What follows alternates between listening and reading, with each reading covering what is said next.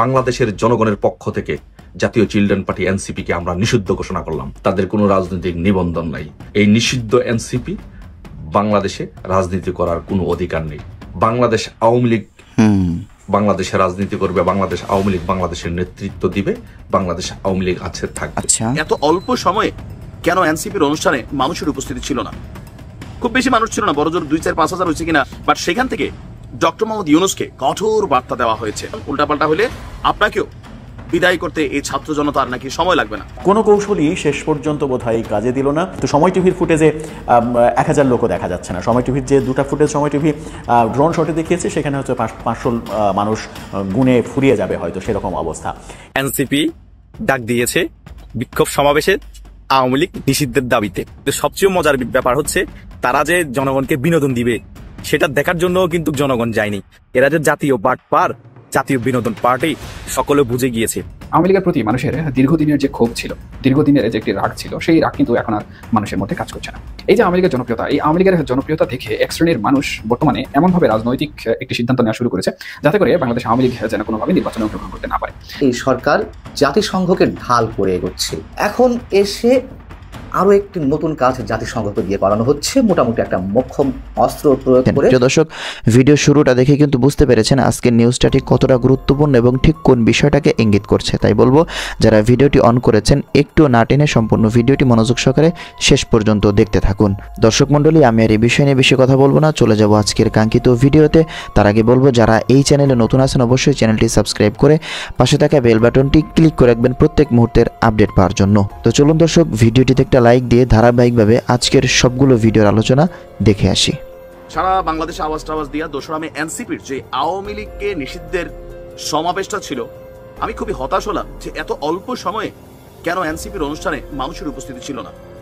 খুব বেশি মানুষ ছিল না, বড় জোর 2-4-5 হাজার হয়েছে কিনা এটাই সন্দেহ। এর মধ্যে আবার কালের কণ্ঠের সাংবাদিকরা গিয়ে আরেক পেস লাগাইছে। কোনটা? অনেক মহিলাদেরকে জিজ্ঞেস করে কেন আসছেন, খালেদা জিয়া আসছি। কেন আসছেন? জানি না, আমরা আসতে করতে আসছি। মানে ওই যে পুরানা যে রাজনৈতিক কালচার, মানুষ ভাড়া করে আইনা জনসমাবেশ বড় দেখানো। এখন তো জামাত আর সাপোর্ট দিচ্ছে না, বিএনপি সাপোর্ট দিচ্ছে না।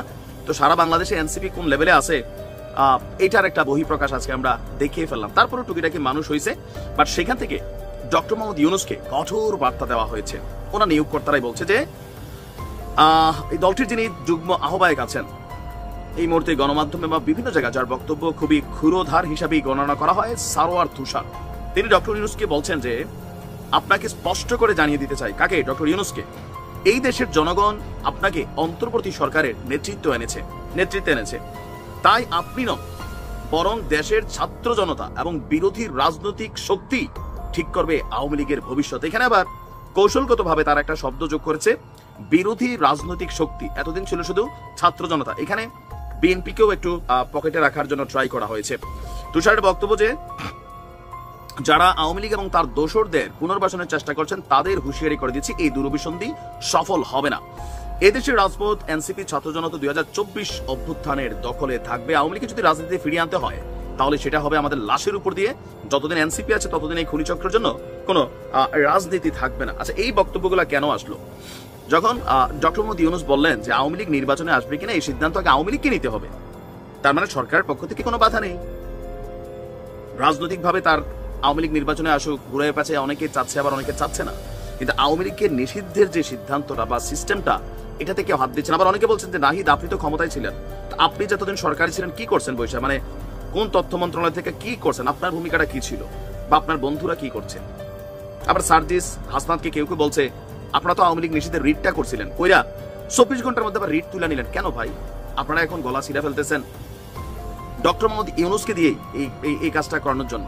তো উনি এটা কিভাবে করবে? এটা আইন আদালতের বিষয়, এটা এতটা সোজা না, বাট বিষয়টা অনেক জটিলতর একটা প্রক্রিয়া। যার কারণে হয়তোবা আপনি আসিফ নজরুল ইসলাম দেখেন, ডক্টর মোহাম্মদ ইউনূস দেখেন, সবার কথাবার্তা একই অবস্থায় যে আওয়ামী লীগকে সিদ্ধান্ত নিতে হবে। এখন ডক্টর মোহাম্মদ ইউনূসের জন্য খুবই খারাপ সময় আবার আসতেও পারে, মান সম্মান আল্লাহর হাতে। যে নমুনা বক্তব্যের আওয়াজ সিস্টেম, কখন যে আবার ডক্টর ইউনূসের বিরুদ্ধে মাঠে নেওয়া যায় না, সেটাও একটা বিষয়। আজকে বাংলাদেশে দেখলাম ঢাকায় ন্যাশনাল চিলড্রেন পার্টি এনসিপি তারা সমাবেশ করেছে যে বাংলাদেশ আওয়ামী লীগের রাজনীতি নিষিদ্ধ করতে হবে। তো ছোটবেলায় বাবা বলতো, সবসময় বলতো যে একটা কথা বলতো বাবায়, যে বাপ দাদার নাম নাই সানমোল্লার বিয়াই। তো আজকে একই অবস্থা হয়েছে। যে দলটির কোনো রাজনৈতিক, যে দলটির কোনো নিবন্ধন নাই, যারা একটি নিবন্ধিত এবং রাজনৈতিক দল না, সেই দল বাংলাদেশের স্বাধীনতা সংগ্রামের নেতৃত্ব দানকারী দল বাংলাদেশে আওয়ামী লীগের রাজনীতি নিষিদ্ধ চায়। এটা হচ্ছে বাপদাদার নাম নয়, সারমোল্লার বিয়ে। বাংলাদেশে স্বাধীনতার নেতৃত্ব দানকারী দল হচ্ছে বাংলাদেশ আওয়ামী লীগ। আজকে সেই দলের বিরুদ্ধে আজকে মিছিল করে যে বাংলাদেশ আওয়ামী লীগকে নিষিদ্ধ করতে হবে। কয়জন মানুষ হয়েছে এখানে? কতজন মানুষ হয়েছে? 500 মানুষ হয়েছে, 200 ক্যামেরাম্যান হয়েছে, সর্বমোট 700 মানুষ। এই 700 মানুষটি বাংলাদেশ আওয়ামী লীগকে নিষিদ্ধ করতে চায়। আরে বেটা, শুধু মতিঝিল থানা আওয়ামী লীগ, অথবা মতিঝিল থানা ছাত্রলীগ, অথবা মতিঝিল থানা যুবলীগ, অথবা যে কোনো বাংলাদেশে ঢাকা শহরের যে কোনো একটা ইউনিটের ছাত্রলীগ, যুবলীগ বা আওয়ামী লীগ এর চেয়ে বেশি মানুষ নিয়ে মিছিল করার, সমাবেশ করার সক্ষমতা রাখে। আর তুমি সেই দলকে নিষিদ্ধ করার জন্য রাজপথে নামার এজেন্ডা নিয়ে বাস্তবায়ন করার জন্য আসছো। এটা কিসের জন্য আসছে জানেন? এই দেশের জনগণকে বুঝতে হবে এটা কেন আসছে। এই বাংলাদেশের জনগণের দৃষ্টি ভিন্ন খাতে প্রভাবিত করার জন্য, এই বাংলাদেশের জনগণের দৃষ্টি ভিন্ন দিকে নেওয়ার জন্য তারা আওয়ামী লীগের নিষিদ্ধের মিছিল বা নিষিদ্ধের দাবি নিয়ে আসছে। মূল বিষয়টা হচ্ছে করিডোর। এই ইনুস, সুদখোর মহাজন ইনুস বাংলাদেশে যে করিডোর দিয়েছে, মার্কিন যুক্তরাষ্ট্রকে এখানে যে করিডোর দিয়েছে, সেই করিডোর ইস্যুটাকে ধামাচাপা দেওয়ার জন্য এখানে পার্বত্য চট্টগ্রাম অঞ্চল নিয়ে যে একটি খ্রিস্টান রাষ্ট্র হবে মার্কিন যুক্তরাষ্ট্র এবং ইসরায়েলের যে একটি শক, সেই শক বাস্তবায়নের মূল বাংলাদেশে খলনায়ক হচ্ছে এই ইনুস। এই ইনুস মার্কিন যুক্তরাষ্ট্র এবং ইসরায়েলের সাথে চুক্তি করে শেখ হাসিনাকে ক্ষমতা থেকে সরিয়ে এখন এখানে একটি খ্রিস্টান রাষ্ট্র করতে চায়। আর সেই জন্য এই দৃষ্টিটাকে মানুষের কাছ থেকে সরানোর জন্য বাংলাদেশ আওয়ামী লীগ নিষিদ্ধের দাবি নিয়ে মিছিল করা হচ্ছে। মানে মানুষের দৃষ্টিটাকে, আন্দোলনটাকে ভিন্ন খাতে নেওয়ার জন্য চেষ্টা করা হচ্ছে। কিন্তু মাপ পাবেন না। বাংলাদেশ আওয়ামী লীগ বাংলাদেশে রাজনীতি করবে, বাংলাদেশ আওয়ামী লীগ বাংলাদেশের নেতৃত্ব দিবে, বাংলাদেশ আওয়ামী লীগ আছে থাকবে। বাংলাদেশের জনগণের পক্ষ থেকে জাতীয় চিলড্রেন পার্টি এনসিপিকে আমরা নিষিদ্ধ ঘোষণা করলাম। আজ থেকে বাংলাদেশের সকলে, বাংলাদেশের প্রত্যেকটি মানুষ যখন এনসিপির নাম নেবেন তখন সকলে এই এনসিপিকে নিষিদ্ধ জাতীয় নাগরিক পার্টি হিসেবে ডাকবেন।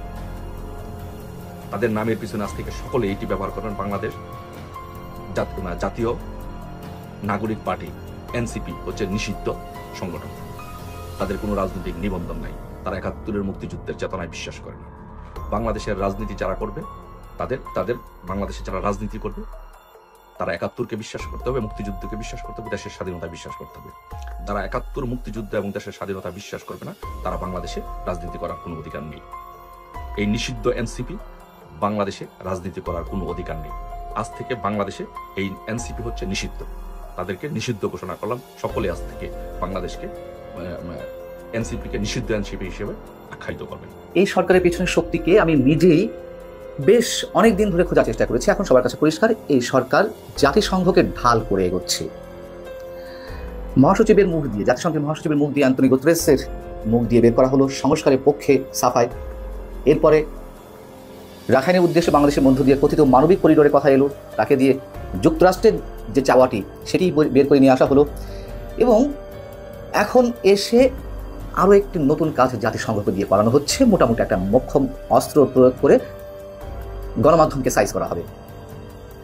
শেখ হাসিনা সরকারের আমলে সাংবাদিকদের ভূমিকা কেমন ছিল তা নিয়ে জাতিসংঘকে দিয়ে একটি পূর্ণাঙ্গ রিপোর্ট করানো হবে। এবং এই কথাটি বলেছেন সেই প্রেস সচিব, আমাদের প্রধান উপদেষ্টা, সেই বহুল আলোচিত প্রেস সচিব শফিকুল আলম। তিনি শুক্রবার একটি অনুষ্ঠানে বলছিলেন যে গত 15 বছরে শেখ হাসিনা সরকারের আমলে সাংবাদিকদের ভূমিকা কেমন ছিল তা মূল্যায়ন করে বিস্তারিত প্রতিবেদন প্রকাশের বিষয়ে জাতিসংঘের সহায়তা চাওয়া হবে। জাতিসংঘ জুলাই গণহত্যা নিয়ে একটি চমৎকার প্রতিবেদন দিয়েছে, বেশ ভালো কথা।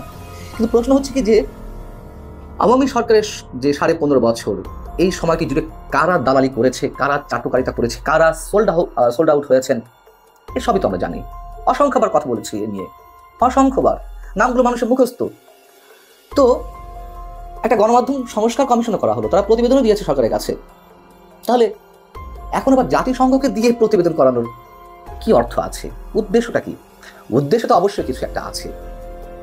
এবার জাতিসংঘের মাধ্যমে এ ধরনের একটি প্রতিবেদন করানোর নামে দেশের সব গণমাধ্যমকে একটা হুমকির মুখে রাখার ব্যবস্থা করা হচ্ছে। যে কোনো সময় বন্ধ করে দেওয়া করা হতে পারে, যে কোনো সময় সাইজ করা হতে পারে। এবং করা হোক আর না করা হোক, এই প্রতিবেদনটি গণমাধ্যমগুলো তো একটা হুমকির মুখে থাকবেই, ভয়ের মুখে থাকবেই।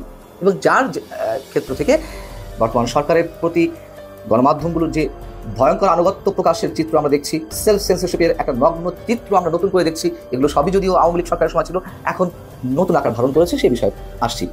প্রেস সচিব বলেছেন যে জাতিসংঘকে অনুরোধ করা হবে বিশেষজ্ঞ একটি প্যানেল করে গত 15 বছরের 3টি নির্বাচন, আইসিটির রায়ে ফাঁসি, মাওলানা সাইদির মামলার রায়ের পর সারা দেশে সংঘটিত ঘটনায় প্রাণহানি, শাপলা চত্বর ট্র্যাজেডি সহ সব বড় বড় ঘটনাগুলোতে কেমন সাংবাদিকতা হয়েছে, সাংবাদিকের ভূমিকা কেমন ছিল তা অনুসন্ধান করে বিস্তারিত প্রতিবেদন প্রকাশ করতে। স্বীকার করে নিচ্ছি যে এই ঘটনাগুলোর কথা উল্লেখ করা হয়েছে সেগুলোকে কেন্দ্র করে প্রকৃত সাংবাদিকতা আমাদের এখানে হয়নি, এটি বাস্তবতা। কিন্তু কথা হচ্ছে যে জুলাই গণহত্যা নিয়ে যে রিপোর্টটি জাতিসংঘ দিয়েছে, যেটির এক্সাম্পল শফিকুল আলম ওই অনুষ্ঠানে তুলে ধরেছেন, তারপর থেকে জাতিসংঘকে সরকার যে হাত করে নিয়েছে বা তার আগে থেকে, এটি তো স্পষ্ট। আমরা জানি যে জাতিসংঘের দাবি ছিল যে 2024 সেপ্টেম্বর পর্যন্ত গণহত্যার একটি রিপোর্ট তারা তৈরি করবে। কিন্তু যতদূর জানি, যদি ভুল না হয়ে থাকে, সরকারের পক্ষ থেকে বলা হবে যে না, এটি 5 আগস্ট পর্যন্ত করতে হবে। অনেকদিন দরবার পরে জাতিসংঘ 15 আগস্ট পর্যন্ত তদন্ত রিপোর্ট দিল এবং এই রিপোর্টে যে প্রভাব বিস্তার করা হয়েছে এবং এখানেও যে মার্কিন খেলা থাকতে পারে অস্বাভাবিক কিছু নয়। 15 আগস্ট পর্যন্ত তারা কত মানুষ নিহত হয়েছেন পরিসংখ্যানটি কি দিল? 1400 মানুষ।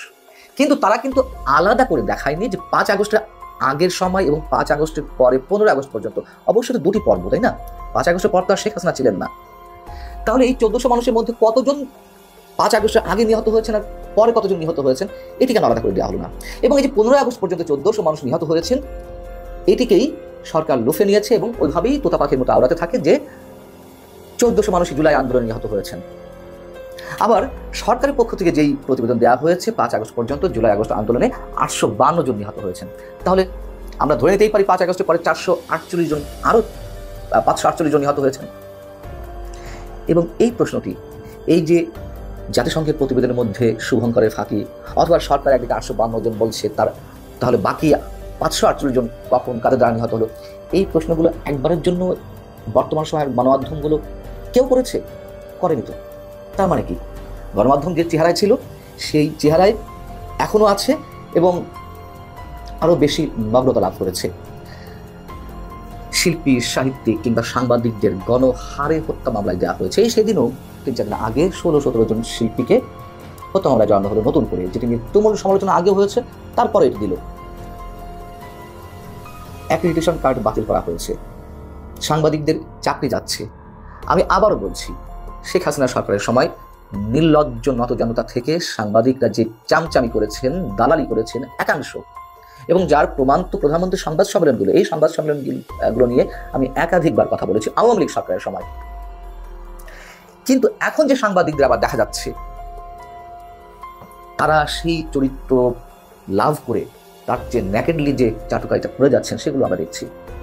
প্রেস সচিব মিস্টার শফিকুল আলম আরও একটি কথা বলেছেন, বিদেশি মিডিয়া ও আওয়ামী লীগ অপতথ্য ছড়িয়ে দেশকে অস্থিতিশীল করার চেষ্টা করছে। মানুষ এখন ভিডিও দেখেন বেশি, নিউজ পড়েন কম। এই সুযোগকে কাজে লাগিয়ে মিথ্যা ছড়ানো হচ্ছে। কেন নিউজ কম পড়বে? এবং এই ধারা তো আওয়ামী লীগ আমলের থেকেই শুরু হয়েছে। তথ্যের অবাধ প্রবাহ ছিল না, যার কারণে মানুষ বিকল্প কিছু খুঁজে নিতে চায়। বাংলাদেশের ট্র্যাডিশনাল যে মিডিয়াগুলো রয়েছে, তা প্রিন্ট মিডিয়া হোক অথবা ইলেকট্রনিক মিডিয়া হোক, আস্থা তো নেই মানুষের প্রতি, এখনও সেই ধারা চলছে। এবং এখনও মানুষ আর টেলিভিশন পত্রিকা তেমন পড়ে না, দেখে না, যার কারণে ইউটিউবের প্রতি আসক্ত হয়ে পড়েছেন, সোশ্যাল মিডিয়ার প্রতি আসক্ত হয়ে পড়েছেন। কোনটা মিথ্যা কোনটা সত্য তা বাদ বিচার করতে না পারলেও তারা সেগুলোই দেখছে। তখন এগুলোর প্রতি একেবারে মানুষ আস্থা নষ্ট হয়ে গেছে। অতীতের যে কোনো সময়ের চেয়ে দেশের মানুষ বর্তমানে সবচেয়ে বেশি মত প্রকাশের স্বাধীনতা উপভোগ করছে। এটাও শফিকুল আলম বলছেন বা বর্তমান সরকার দফায় দফায় এই কথাগুলো বলছে। এটাও একটা কমন ল্যাঙ্গুয়েজে পরিণত হয়েছে। যখন যে দল ক্ষমতায় আসে বা যখন যে ক্ষমতা থাকে, তারা এই ধরনের কথাই বলেন। শফিকুল আলম আরও ভয়ঙ্কর কথা বলছেন। তিনি বলছেন যে এখন মানুষ মন খুলে লিখছে, সমালোচনা করছেন, গালিও দিচ্ছেন, কাউকে কিছু বলা হচ্ছে না। অনেকে আবার বলছেন স্বৈরাচারের দোষদের প্রতি সফট হচ্ছি। তিনি এও বলছেন যে আমরা কোনো কলম ভেঙে দেইনি, কোনো প্রেসের তালা দেইনি। কি ভয়ঙ্কর সব ইঙ্গিত! মানে আর সফট থাকবে না সরকার, অথবা কলম ভেঙে দিতে তারা প্রস্তুত। কলম ভাঙেনি এটাই নাকি অনেক। এর মধ্যে দিয়ে আমরা কিসের ইঙ্গিত পাচ্ছি? এবং এই ধরনের মব ক্রিয়েট করার মতন কথাবার্তা তো হাসনাত আবদুল্লাহরা কদিন আগেই বলেছেন। সেই ভাষায় প্রেস সচিবের কণ্ঠে প্রতিধ্বনিত হচ্ছে, কলম ভাঙিনি আমরা। তার কারণ অর্থাৎ কলম তারা যে কোনো সময় ভেঙে ফেলবেন।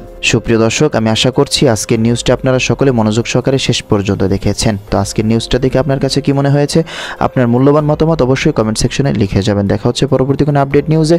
সে পর্যন্ত সুস্থ থাকবেন, ভালো থাকবেন, আমার জন্য দোয়া করবেন। আসসালামু আলাইকুম রহমতুল্লাহি ওয়া বারাকাতুহু।